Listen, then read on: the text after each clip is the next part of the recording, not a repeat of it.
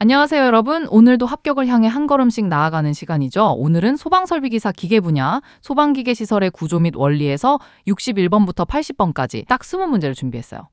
자격증 공부하실 때 소방원론 공부하시다가 소방관계법규 공부하시다가 소방전기일반 공부하시다가 이렇게 과목을 옮겨 다니면서 공부하실 수 있고 또 그렇게들 많이 하시잖아요. 어느 정도 공부량이 있고 내공이 쌓이면 그렇게 하셔도 상관이 없어요. 하지만 공부량이 적은 상태이면 과목별로 공부해 보세요.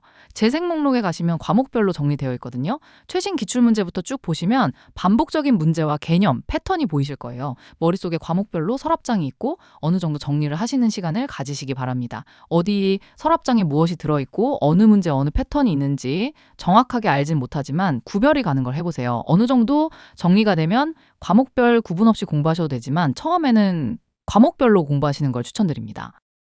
그리고 다 쓴 노트나 볼펜은 버리지 마시고 모아두세요. 그것이 쌓이고 모이면 내가 이렇게 공부했구나. 왠지 뿌듯한 생각이 들잖아요. 그건 제 생각이니 다 쓴 종이와 볼펜은 버려야겠지요. 아무튼 공부 자료도 모으시고 다 쓴 볼펜도 모으시기 바랍니다. 자, 그럼 시작하겠습니다. 61번 문제입니다. 옥내 소화전 설비의 화재 안전 기술 기준에 따라 펌프를 이용하는 가압 송수장치 설치 기준으로 옳지 않은 것을 고르는 문제예요. 이런 문제는 딱 하나예요. 진짜 규정에 있는 숫자를 슬쩍 바꿔놓은 보기를 찾으면 끝나는 거죠. 정답은 1번이에요. 왜 정답일까요? 옥내 소화전 설비의 실제 기준은 방수압력이 0.17메가파스칼 이상이고 방수량이 130리터 퍼분 이상이에요. 그런데 1번 보기에는 0.15메가파스칼, 150리터 퍼분이라고 되어 있죠. 숫자가 살짝 바뀌어 있어서 옳지 않은 보기가 되는 거예요. 헷갈리는 이유는요. 2번 보기, 3번 보기, 4번 보기는 압력 챔버 100리터 이상, 동결 방지 조치, 재해 피해 우려 없는 장소라는 실제 규정과 그대로 일치해서 다들 맞는 말처럼 보인다는 거예요. 그래서 숫자를 안 보고 넘어가면 낚이기 쉬워요. 더 알아볼까요? 옥내 소화전은 0.17메가파스칼, 130리터 퍼분으로 외우시고 스프링클러는 0.1메가파스칼, 80리터 퍼분으로 짝지어서 외워두시면 두 설비를 절대 안 헷갈리실 거예요. 이렇게 외워요. 옥내 소화전은 072-130한테 물 뿌려줘 라고 외쳐보세요. 숫자가 다르면 바로 가짜라는 신호예요. 이제 키워드 카드로 넘어가 볼게요. 이 문제의 핵심 키워드 1위는 0.17메가파스칼, 130리터 퍼 분이에요. 물총을 쏠 때 이 정도 세기, 이 정도 양이라고 정해둔 약속 같은 거예요. 이 숫자만 정확히 알면 틀린 문항이 바로 보여요. 2위는 압력 챔버 100리터예요. 수도관 속 압력을 잡아주는 물탱크 같은 장치인데 100리터라는 크기 자체는 자주 나오는 진짜 숫자라서 안 헷갈리는 편이에요. 3위는 숫자 바꿔치기 함정이에요. 시험에서 제일 흔한 수법인데 진짜 규정에서 숫자 하나만 살짝 바꿔서 옳지 않은 것을 만들어내는 거죠. 이렇게 풀어요. 먼저 방수압력과 방수량 숫자부터 0.17메가파스칼, 130리터 퍼분인지 확인하시고요. 그 다음 나머지 보기의 압력 챔버, 동결 방지, 설치 장소 조건이 규정과 같은지 대조해보세요. 마지막으로 숫자가 바뀐 1번 보기를 정답으로 고르시면 됩니다. 62번 문제입니다. 소화용수가 지표면으로부터 내부 수조 바닥까지의 깊이가 몇 미터 이상인 지하에 있을 때 가압 송수 장치를 설치해야 하는지 묻는 문제예요. 정답은 2번 4.5m입니다. 왜 정답일까요? 소하수조 및 저수조의 화재 안전 기술 기준에서는 지표면부터 수조 바닥까지 깊이가 4.5m 이상인 지하에 있으면 물을 끌어올릴 힘이 부족하다고 보고 가압 송수 장치를 반드시 설치하도록 정하고 있어요. 헷갈리는 이유는요. 4m, 5m, 5.5m처럼 4.5m를 살짝 비틀어 놓은 숫자들이 함께 나와서 헷갈리기 쉬워요. 더 알아볼까요? 반대로 4.5m보다 얕으면 자연 낙차나 흡입만으로도 충분하다고 보고 가압 송수 장치를 생략할 수 있다는 것도 함께 기억해 두시면 좋아요. 이렇게 외워요. 땅속 깊이 4.5m 넘으면 너무 깊어서 못 퍼올려 하고 가압 펌프가 출동한다고 상상해 보세요. 이제 키워드 카드로 넘어가 볼게요. 핵심 키워드 1위는 4.5m예요. 물탱크가 땅속 4.5m보다 더 깊게 있으면 자연히 물을 끌어올리기 힘들어서 펌프 도움이 꼭 필요해요. 2위는 가압 송수 장치예요. 물을 힘차게 밀어 올려주는 펌프 장치인데 깊은 우물에서 물을 끌어올리는 펌프를 떠올리시면 딱이에요. 3위는 지표면 기준선이에요. 깊이를 잴 때 시작점이 되는 땅 표면인데 여기서부터 수조 바닥까지 재는 게 핵심이에요. 이렇게 풀어요. 먼저 지표면에서 수조 바닥까지 깊이를 재시고요. 그 깊이가 4.5m 이상인지 비교해 보세요. 이상이면 가압 송수 장치 설치가 필수라고 판단하시면 됩니다. 63번 문제입니다. 폐쇄형 헤드를 사용하는 연결살수 설비의 주배관과 연결해야 하는 대상으로 적절하지 않은 것을 고르는 문제예요. 정답은 4번 스프링클러 설비의 주배관입니다. 왜 정답일까요? 연결살수 설비의 화재 안전기술 기준에서는 폐쇄형 헤드를 사용할 때 주배관을 옥내 소화전 설비 주배관, 수도배관, 옥상에 설치된 수조 이 세 곳 중 하나에 접속하도록 정하고 있어요. 스프링클러 설비 주배관에 접속한다는 규정은 없어요. 헷갈리는 이유는요. 1번, 2번, 3번은 실제로 규정에 명시된 접속 대상이라서 옳은 보기처럼 보인다는 거예요. 4번만 규정이 없는 대상을 슬쩍 끼워 넣은 함정이에요. 더 알아볼까요? 연결살수 설비는 소방차가 와서 물을 보내주는 보조소화 설비다 보니까 이미 있는 소화전, 수도, 수조 배관에 얹혀가는 구조라고 이해하시면 쉬워요. 이렇게 외워요. 연결살수 설비는 소화전, 수도, 옥상수조, 삼총사랑만 손을 잡아요. 스프링클러는 절대 안 끼워줍니다. 이제 키워드 카드 넘어가 볼게요. 핵심 키워드 1위는 옥내 소화전 주배관이에요. 이미 건물에 있는 소화전 물기에 슬쩍 연결해서 쓰는 방식이에요. 2위는 수도 배관과 옥상 수조예요. 수돗물 배관이나 옥상 물탱크처럼 이미 물이 채워져 있는 곳에 연결해도 되는 경우예요. 3위는 스프링클러 주배관인데 이건 진짜 짝꿍이 아니라 규정이 없는데 있는 척 끼어든 가짜 친구예요. 이렇게 풀어요. 먼저 연결살수 설비 주배관이 접속 가능한 세 곳, 소화전, 수도, 옥상 수조를 떠올리시고요. 보기 중 이 셋에 없는 것을 찾아보세요. 스프링클러 주배관이 낀 보기를 정답으로 고르시면 됩니다. 64번 문제입니다. 스프링클러 헤드를 설치하지 않아도 되는 곳을 고르는 문제예요. 정답은 3번 병원의 수술실, 응급처치실입니다. 왜 정답일까요? 스프링클러 헤드 설치 제외 장소에는 병원의 수술실이나 응급처치실처럼 감염이나 오염 관리가 중요해서 물로 인한 피해가 오히려 더 위험한 장소가 포함돼요. 헷갈리는 이유는요. 1번은 가연재료가 아니라 불연재료로 되어 있어야 제외 대상이라서 함정이고요. 2번과 4번은 사무실이나 로비처럼 일반적으로 스프링클러가 반드시 필요한 장소라서 헷갈리실 수 있어요. 더 알아볼까요? 설치 제외 장소는 대체로 물로 인한 피해가 화재보다 더 클 수 있는 곳 또는 불연재료라서 화재 위험이 매우 낮은 곳이라고 기억해 두시면 좋아요. 이렇게 외워요. 수술실에 물벼락 내리면 큰일 나겠죠. 그래서 스프링클러는 수술실 앞에서 얌전히 멈춘다고 상상해 보세요. 이제 키워드 카드로 넘어가 볼게요. 핵심 키워드 1위는 수술실, 응급처치실이에요. 물이 뿌려지면 오히려 더 위험한 공간이라서 스프링클러 설치를 제외해주는 대표 장소예요. 2위는 불연재료와 2m 미만 조건이에요. 천장이나 반자가 불에 안 타는 재료이고 거리도 가까우면 화재 위험이 낮다고 봐서 제외되는데 가연재료라고 쓰여 있으면 함정이라는 걸 기억하세요. 3위는 일반 사무실과 로비예요. 특별한 이유가 없는 한 반드시 스프링클러를 설치해야 하는 평범한 공간이에요. 이렇게 풀어요. 먼저 보기 속 장소가 실제 제외 장소 목록에 있는지 떠올려 보시고요. 조건, 재료 종류나 거리, 높이가 규정과 정확히 맞는지 확인해 보세요. 병원 수술실, 응급처치실을 정답으로 선택하시면 됩니다. 65번 문제입니다. 스프링클러 소화 설비의 배관 내 압력이 얼마 이상일 때 압력 배관용 탄소 관관을 사용해야 하는지 묻는 문제예요. 정답은 4번 1.2메가파스칼입니다. 왜 정답일까요? 배관 내 사용 압력이 1.2메가파스칼 이상으로 세지면 일반 배관 대신 압력에 더 강한 압력 배관용 탄소 관관을 쓰도록 정해져 있어요.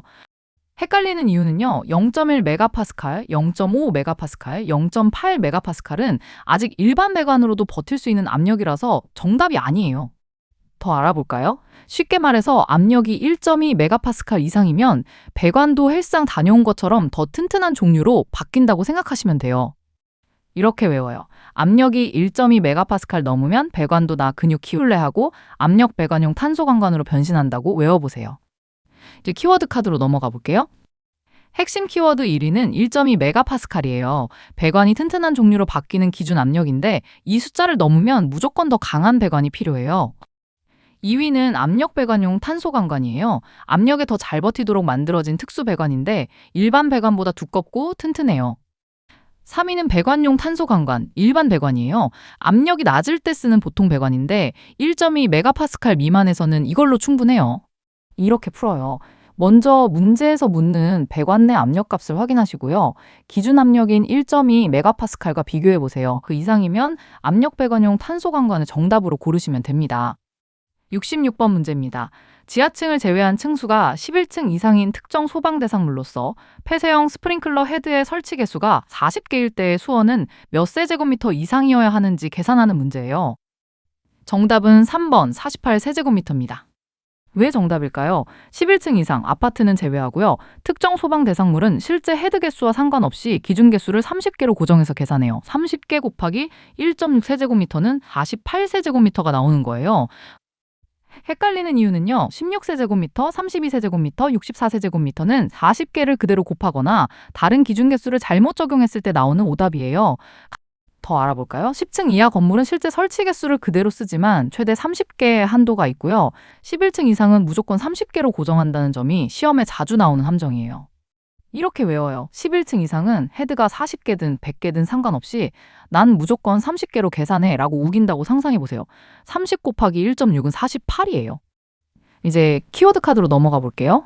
핵심 키워드 1위는 기준 개수 30개 고정이에요. 11층 이상 건물은 실제 헤드가 몇 개든 계산은 항상 30개로 한다는 게 이 문제의 핵심 함정이에요. 2위는 1.6 세제곱미터예요. 헤드 한 개당 확보해야 하는 물의 양인데 이 숫자의 개수를 곱하면 전체 수원량이 나와요. 3위는 30 곱하기 1.6은 48세제곱미터예요. 고정된 개수와 단위 수량을 곱해서 최종 답을 구하는 계산 과정이에요. 이렇게 풀어요. 먼저 층수가 11층 이상인지 확인해서 기준 개수를 30개로 고정하시고요. 헤드 한 개당 1.6 세제곱미터를 곱해보세요. 30 곱하기 1.6은 48세제곱미터를 정답으로 선택하시면 됩니다. 67번 문제입니다. 건축물의 연결 살수 설비 헤드로서 스프링클러 헤드를 설치할 경우 천장 또는 반자의 각 부분으로부터 하나의 헤드까지의 수평거리 기준을 묻는 문제예요. 정답은 2번 2.3m 이하입니다. 왜 정답일까요? 연결 살수 설비에서 전용 살수 헤드를 쓰면 3.7m 이하지만 스프링클러 헤드를 대신 쓰는 경우에는 더 촘촘하게 2.3m 이하로 설치해야 해요. 헷갈리는 이유는요. 3.7m는 살수 헤드 기준이라 헷갈리기 쉽고요. 2.7m와 3.2m는 실제 규정에 없는 숫자예요. 더 알아볼까요? 같은 연결 살수 설비라도 살수 헤드냐 스프링클러 헤드냐에 따라 수평거리 기준이 다르다는 점이 이 문제의 포인트예요. 이렇게 외워요. 연결 살수 설비에 스프링클러 헤드를 쓰면 헤드끼리 더 가까이 붙어야 해서 2.3m, 살수 헤드는 여유롭게 3.7m라고 외워보세요. 이제 키워드 카드로 넘어가 볼게요. 핵심 키워드 1위는 스프링클러 헤드 2.3m예요. 연결 살수 설비에 스프링클러 헤드를 쓰면 더 촘촘하게 2.3m 이하로 배치해야 해요. 2위는 살수 헤드 3.7m예요. 연결 살수 설비 전용 살수 헤드를 쓰는 경우의 기준인데 헷갈리지 않게 짝지어서 외우시면 좋아요. 3위는 수평거리 기준이에요. 천장의 한 지점에서 가장 가까운 헤드까지의 거리로 화재를 놓치지 않도록 정한 간격이에요. 이렇게 풀어요. 먼저 문제에서 쓰는 헤드가 스프링클러 헤드인지 살수 헤드인지 확인하시고요. 스프링클러 헤드면 더 촘촘한 기준을 적용해보세요. 2.3m 이하를 정답으로 선택하시면 됩니다. 68번 문제입니다. 호스릴 분말 소화 설비 설치 시 하나의 노즐이 1분당 방사하는 제사종 분말 소화 약제의 기준량은 몇 킬로그램인지 묻는 문제예요. 정답은 3번 18kg입니다. 왜 정답일까요? 호스릴 분말 소화 설비의 노즐 한 개당 1분당 방사량은 제1종이 45kg, 제2종과 제3종이 27kg, 제4종이 18kg으로 정해져 있어요. 제4종은 18kg이 정답이에요. 헷갈리는 이유는요. 45kg은 제1종, 27kg은 제2종과 제3종의 기준량이라서 헷갈리기 쉬운 함정이에요. 9kg은 실제 기준에 없는 숫자예요. 더 알아볼까요? 종번호가 올라갈수록 소화력이 강해져서 더 적은 양으로도 효과가 나기 때문에 방사량이 줄어든다고 이해하시면 자연스러워요. 이렇게 외워요. 분말 소화 약제는 45, 27, 27, 18로 계단처럼 내려가요. 1종부터 순서대로 4, 5, 27, 27, 18 하고 외워보세요. 이제 키워드 카드로 넘어가 볼게요. 핵심 키워드 1위는 제4종 18kg이에요. 이 문제의 정답 숫자인데 종번호가 커질수록 필요한 방사량이 줄어드는 규칙의 마지막 단계예요.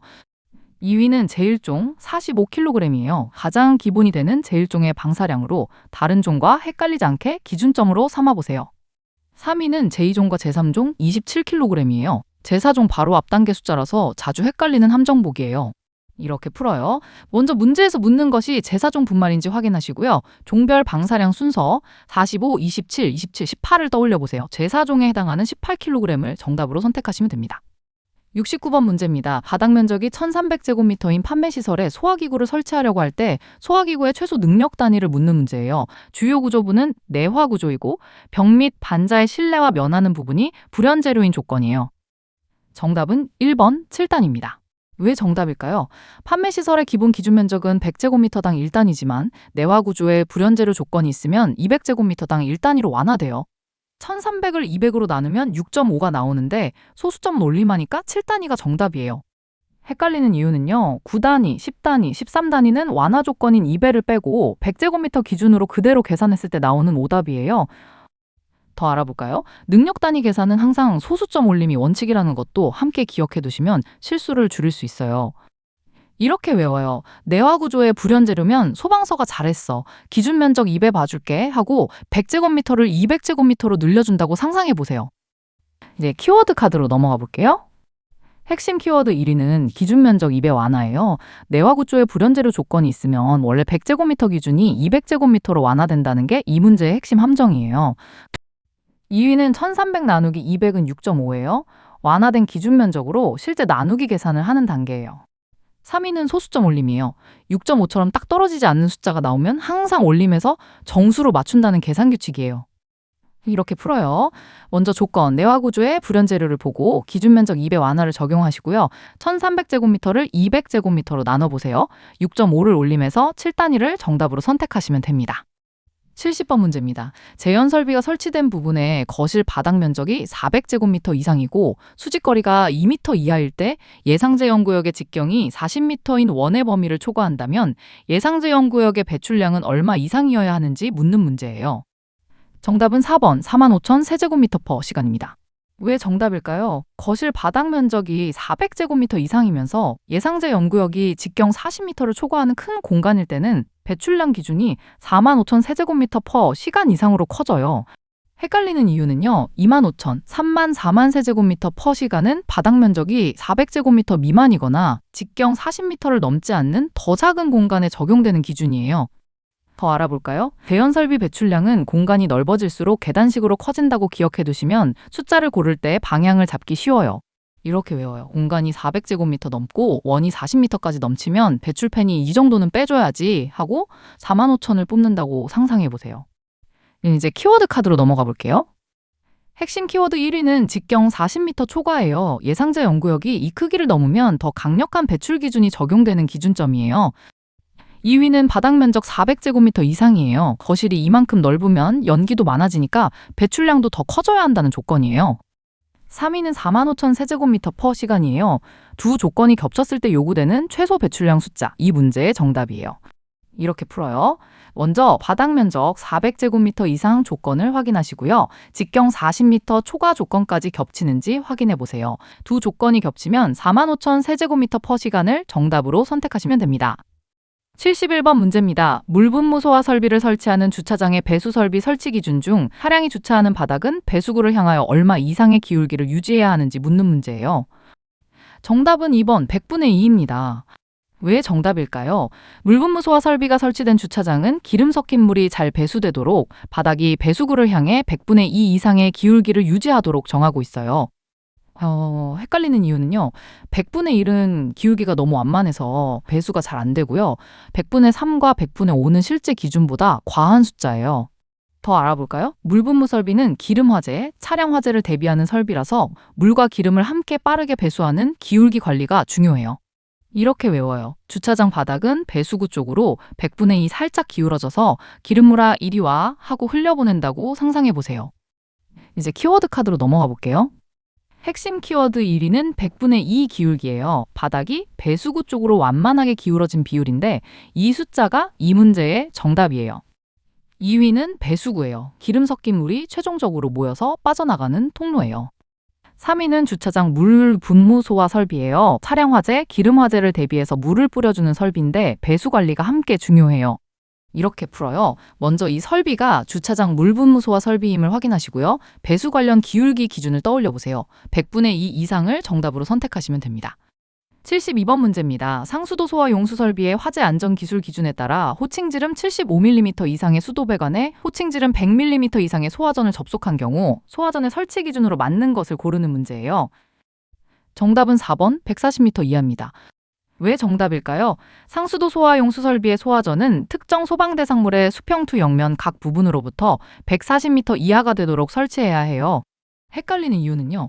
80m, 100m, 120m는 140m를 헷갈리게 만든 오답 숫자로 실제 규정값이 아니에요. 더 알아볼까요? 상수도 소화용수 설비는 소방차가 접근하기 어려운 지역을 보완하는 설비라서 커버거리 기준이 다른 설비보다 넉넉한 편이에요. 이렇게 외워요. 상수도 소화용수 설비는 건물에서 140m까지 내가 커버할게 하고 넉넉하게 뻗어나간다고 상상해 보세요. 이제 키워드 카드로 넘어가 볼게요. 핵심 키워드 1위는 140m 이하예요. 소화전이 특정 소방 대상물을 커버할 수 있는 최대 거리 기준인데 이 숫자가 이 문제의 정답이에요. 2위는 75mm, 100mm예요. 각각 수도 배관과 소화전의 최소 굵기 기준으로 문제 조건에 이미 제시된 값이에요. 3위는 수평투영 면이에요. 건물을 하늘에서 내려다봤을 때 생기는 그림자 같은 면인데 거리를 재는 기준이 돼요. 이렇게 풀어요. 먼저 조건 75mm 수도 배관, 100mm 소화전을 확인하시고요. 수평투영면 기준으로 거리를 재보세요. 140m 이하를 정답으로 선택하시면 됩니다. 73번 문제입니다. 포소화 설비에서 펌프의 토출관에 압입기를 설치하여 포소화약제 압입용 펌프로 포소화약제를 압입시켜 혼합하는 방식이 무엇인지 묻는 문제예요. 정답은 4번 프레저사이드 프로포셔너 방식입니다. 왜 정답일까요? 펌프의 토출관에 별도의 압입기를 달고 포소화약제 전용 압입 펌프로 약제를 밀어넣어 혼합하는 방식이 바로 프레저사이드 프로포셔너 방식이에요. 헷갈리는 이유는요. 라인 프로포셔너는 배관 벤츄리관을 이용하고 펌프 프로포셔너는 펌프 흡입 측에서 혼합하고 프레저 프로포셔너는 경막 탱크 압력을 이용하는 방식이라서 이 문제의 설명과는 달라요. 더 알아볼까요? 네, 방식은 무엇으로 약제를 밀어넣는가가 다르다고 생각하시면 구분이 쉬워요. 라인은 벤츄리, 펌프는 펌프 흡입, 프레저는 탱크 압력, 프레저 사이드는 전용 펌프예요. 이렇게 외워요. 프레저 사이드는 전용 압입 펌프를 따로 옆에 두고 내가 직접 밀어 넣을게 하는 완전 무결 방식이라고 외워보세요. 이제 키워드 카드로 넘어가 볼게요. 핵심 키워드 1위는 프레저 사이드 프로포셔너예요. 압입기와 전용 압입 펌프로 약제를 직접 밀어 넣는 방식으로 이 문제의 정답이에요. 2위는 압입기, 압입용 펌프예요. 약제를 배관 속으로 강제로 밀어 넣어주는 핵심 장치들이에요. 3위는 다른 세 방식과의 구분이에요. 라인 펌프 프레저 프로포셔너는 각각 벤츄리관, 펌프 흡입, 탱크 압력을 이용한다는 차이가 있어요. 이렇게 풀어요. 먼저 문제에서 압입기와 전용 압입 펌프라는 키워드를 찾으시고요. 이 조합이 어떤 방식의 특징인지 떠올려 보세요. 프레저 사이드 프로포셔너 방식을 정답으로 선택하시면 됩니다. 74번 문제입니다. 폐쇄형 헤드를 사용하는 연결 살수 설비의 주배관을 옥내 소화전 설비의 주배관에 접속할 때 접속 부분에 설치해야 하는 것이 무엇인지 묻는 문제예요. 옥내 소화전 설비가 설치된 경우라는 조건이에요. 정답은 1번 체크밸브입니다. 왜 정답일까요? 연결 살수 설비 주배관을 옥내 소화전 주배관에 접속할 때는 물이 반대로 역류하지 않도록 체크밸브를 접속 부분에 설치해야 해요. 헷갈리는 이유는요. 게이트 밸브, 글로브 밸브, 버터플라이 밸브는 배관을 열고 닫는 개폐용 밸브라서 역류 방지가 목적인 이 문제의 정답이 될 수 없어요. 더 알아볼까요? 체크 밸브는 물이 한쪽 방향으로만 흐르게 하는 밸브라서 서로 다른 설비의 배관이 만나는 지점에 자주 쓰여요. 이렇게 외워요. 체크 밸브는 문지기처럼 너는 이 방향으로만 들어와 하고 역류를 딱 막아준다고 상상해 보세요. 이제 키워드 카드로 넘어가 볼게요. 핵심 키워드 1위는 체크 밸브예요. 물이 한쪽 방향으로만 흐르게 해서 역류를 막아주는 밸브인데 이 문제의 정답이에요. 2위는 접속 부분이에요. 서로 다른 설비의 배관이 만나 하나로 이어지는 지점이에요. 3위는 역류 방지예요. 한쪽 설비의 물이 다른 설비 쪽으로 거꾸로 흘러가는 것을 막는 것이 이 문제의 핵심 목적이에요. 이렇게 풀어요. 먼저 두 배관이 만나는 접속 부분이라는 상황을 확인하시고요. 이 지점에서 필요한 기능이 역류 방지임을 떠올려 보세요. 체크 밸브를 정답으로 선택하시면 됩니다. 75번 문제입니다. 주요 구조부가 내화 구조이고 건널 복도가 설치된 층에 피난기구 수의 설치 감소 방법으로 적합한 것을 고르는 문제예요. 정답은 4번입니다. 피난기구의 수에서 해당 건널 복도의 수의 2배의 수를 뺀 수로 하는 거예요. 왜 정답일까요? 주요 구조부가 내화 구조이고 건널 복도가 설치된 층은 원래 필요한 피난기구의 수에서 건널 복도 수의 2배만큼을 빼서 감소시킬 수 있어요. 헷갈리는 이유는요. 1번은 아예 설치를 면제해주는 것이라 과도한 완화이고요. 2번은 무조건 절반, 3번은 오히려 더하는 계산이라서 실제 규정과 반대예요. 더 알아볼까요? 건널 복도가 있으면 그만큼 다른 건물로 피난할 수 있는 경로가 늘어나니까 그 2배만큼 피난기구 부담을 덜어준다고 이해하시면 쉬워요. 이렇게 외워요. 건널 복도 하나가 생기면 피난기구 2개어치를 이제 너네는 안 와도 돼 하고 빼준다고 상상해보세요. 이제 키워드 카드로 넘어가 볼게요. 핵심 키워드 1위는 건널 복도예요. 화재 시 다른 건물이나 구역으로 넘어갈 수 있는 통로로 하나의 피난 경로 역할을 해요. 2위는 2배 감소예요. 건널복도 하나당 피난기구 수를 2개만큼 줄여준다는 계산규칙이에요. 3위는 내화구조 조건이에요. 건물 뼈대가 불에 강한 내화구조여야 이 감소 규정을 적용받을 수 있어요. 이렇게 풀어요. 먼저 내화 구조에 건널 복도가 있다는 조건을 확인하시고요. 건널 복도 수에 2배를 곱해보세요. 원래 피난기구 수에서 그 값을 뺀 결과를 정답으로 선택하시면 됩니다. 76번 문제입니다. 소화기의 형식 승인 및 제품 검사의 기술 기준에 따라 소화기에 호스를 부착하지 아니할 수 있는 기준 중 틀린 것을 고르는 문제예요. 정답은 1번입니다. 소화약제의 중량이 5kg 이하인 액체계 소화기라는 보기가 틀렸어요. 왜 정답일까요? 실제 기준은 소화약제 중량 3kg 이하인 액체계 소화기예요. 문제의 5kg은 이 숫자를 바꿔놓은 함정이라서 1번이 틀린 보기가 되는 거예요. 헷갈리는 이유는요. 2번 분말 2kg 이하, 3번 할로겐 화물 4kg 이하, 4번 이산화탄소 3kg 이하는 모두 실제 기준과 일치하는 옳은 보기예요. 더 알아볼까요? 소화약제가 가벼우면 호스 없이도 노즐을 몸체에 바로 달았을 수 있다는 취지인데 각 약제별 무게 기준이 다르니까 세트로 기억해 두시면 좋아요. 이렇게 외워요. 액체계 소화기는 3kg까지만 호스 없이 오케이예요. 5kg은 너무 무거워 하고 탈락한다고 외워보세요. 이제 키워드 카드로 넘어가 볼게요. 핵심 키워드 1위는 액체계 소화기 3kg이에요. 이 문제의 정답 포인트인데 실제 기준은 3kg 이하인데 문제에서는 5kg으로 바꿔놓았어요. 2위는 분말 2kg, 이산화탄소 3kg이에요. 다른 소화기 종류들의 실제 기준 무게로 서로 헷갈리지 않게 세트로 외워야 해요. 3위는 할로겐 화물 4kg이에요. 액체계, 분말, 이산화탄소와 함께 통째로 비교해서 외우면 좋은 기준값이에요. 이렇게 풀어요. 먼저 각 소화기 종류별 실제 기준 무게를 하나씩 떠올려 보시고요. 보기와 비교해서 숫자가 바뀐 곳을 찾아보세요. 액체계 소화기 5kg 보기를 틀린 것으로 선택하시면 됩니다. 77번 문제입니다. 작동 전압이 22,900V인 고압의 전기기기가 있는 장소에 물분무 설비를 설치할 때 전기기기와 물분무 헤드 사이에 최소 이격거리를 묻는 문제예요. 정답은 3번 110cm 이상입니다. 왜 정답일까요? 22,000V를 초과하고 66,000V 이하인 구간에서는 전기기기와 물분무 헤드 사이 이격거리를 110cm 이상으로 확보해야 해요. 22,900V는 이 구간에 해당해요. 헷갈리는 이유는요. 70cm와 80cm는 더 낮은 전압 구간의 기준이고 150cm는 더 높은 전압 구간의 기준이라서 이 문제에는 맞지 않아요. 더 알아볼까요? 전압이 높을수록 감전이나 스파크 위험이 커지기 때문에 전압 구간이 올라갈수록 이격거리도 함께 커진다고 기억해 두시면 순서가 헷갈리지 않아요. 이렇게 외워요. 22,900V는 나 22,000 넘었어 하고 이격거리도 110cm로 껑충 뛴다고 상상해 보세요. 이제 키워드 카드로 넘어가 볼게요. 핵심 키워드 1위는 22,000V 초과부터 66,000V예요. 이 전압 구간에 해당하면 이격거리가 110cm 이상이 된다는 것이 이 문제의 핵심이에요. 2위는 110cm 이상이에요. 이 문제의 정답 숫자인데 전압 구간과 짝지어서 외워야 헷갈리지 않아요. 3위는 이격거리예요. 전기기기와 물분무 헤드가 서로 떨어져 있어야 하는 최소 안전거리예요. 이렇게 풀어요. 먼저 작동 전압 22,900V가 어느 전압 구간에 속하는지 확인하시고요.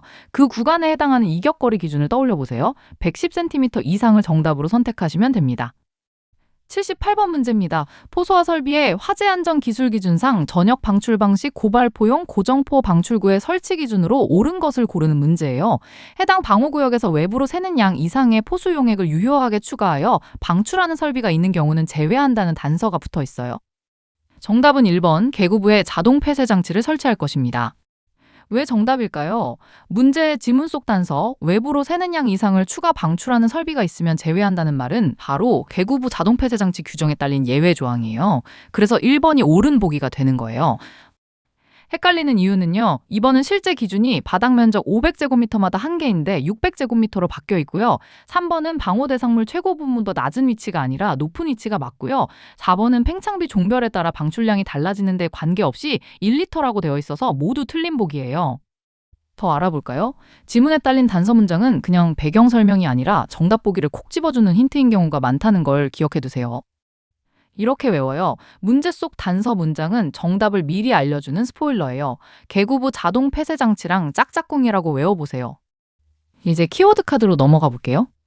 핵심 키워드 1위는 개구부 자동 폐쇄 장치예요. 문제 지문의 단서가 바로 이 규정의 예외 조항이에요. 그래서 이 보기가 정답이 돼요.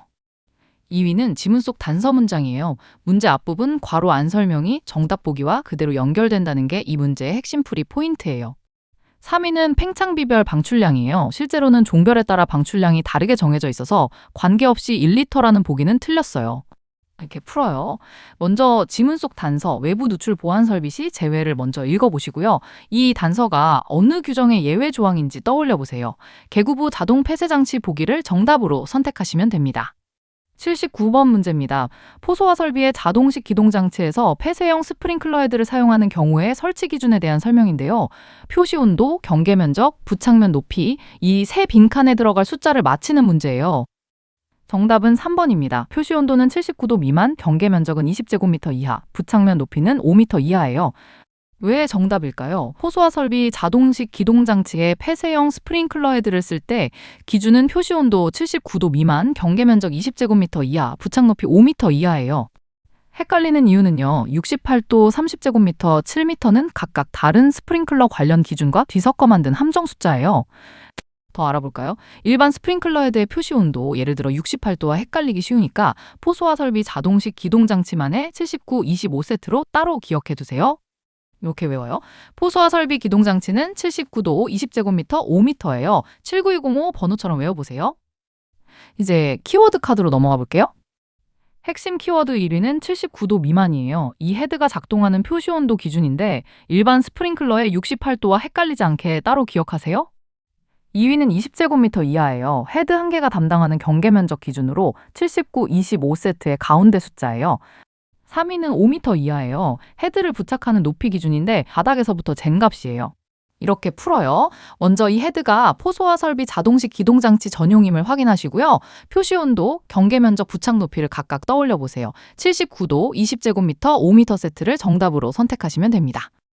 80번 문제입니다. 할로겐 화합물 및 불활성 기체 소화 설비의 화재 안전 기술 기준에 따른 용어의 정의 중 옳지 않은 것을 고르는 문제예요. 정답은 1번입니다. 할로겐 화합물 소화약제란 불소, 염소, 브롬 또는 요오드 중 하나 이상의 원소를 포함하고 있는 무기화합물을 기본 성분으로 한다는 보기가 틀렸어요. 왜 정답일까요? 실제 정의는 무기화합물이 아니라 유기화합물을 기본 성분으로 해요. 할로겐 화합물 소화약제는 탄소를 포함한 유기화합물 계열이라서 1번이 옳지 않은 보기가 되는 거예요. 헷갈리는 이유는요. 2번, 3번, 4번은 각각 할로겐 화합물 및 불활성 기체 소화약제, 충전 밀도, 불활성 기체 소화약제의 실제 정의와 그대로 일치해서 옳은 보기예요. 더 알아볼까요? 유기와 무기, 한 글자 차이라서 정말 잘 틀리는 문제예요. 할로겐 화합물은 탄소가 들어간 유기화합물이라는 것만 기억하셔도 충분해요. 이렇게 외워요. 할로겐 화합물은 유기화합물 집안 소속이에요. 나 무기화합물 아니야 하고 손살에 친다고 외워오세요. 이제 키워드 카드로 넘어가 볼게요. 핵심 키워드 1위는 유기화합물이에요. 할로겐 화합물 소화약제의 진짜 기본 성분인데 문제에서는 이걸 무기화합물로 바꿔놓았어요. 2위는 무기화합물이에요. 문제 지문에 나온 틀린 단어인데 이 단어가 보이면 바로 오답 신호라고 생각하세요. 3위는 불활성 기체 성분이에요. 헬륨, 네온, 아르곤, 질소가스처럼 다른 보기들의 정의는 실제 규정과 정확히 일치해요. 이렇게 풀어요. 먼저 보기마다 핵심 단어, 유기나 무기, 원소 종류를 하나씩 확인하시고요. 실제 정의와 다른 단어가 있는지 대조해 보세요. 무기화합물로 바뀐 1번 보기를 정답으로 선택하시면 됩니다. 여기까지 61번부터 80번까지 소방기계시설의 구조 및 원리 20문제 함께 풀어봤어요. 오늘 나온 숫자들 옥내 소화전 0.17메가파스칼 11층 이상은 30개 고정, 판매시설 기준 면적 2배 완화 이런 것들만 확실히 잡아두셔도 실전에서 정말 큰 힘이 될 거예요. 한 번에 다 외우려고 하지 마시고 오늘 영상 여러 번 돌려보시면서 천천히 내 것으로 만들어 가시면 돼요. 다음 영상에서 더 재밌고 알찬 문제로 다시 찾아올게요. 오늘도 정말 수고 많으셨고요. 우리 다 같이 합격까지 완주해봐요. 다음 시간에 만나요.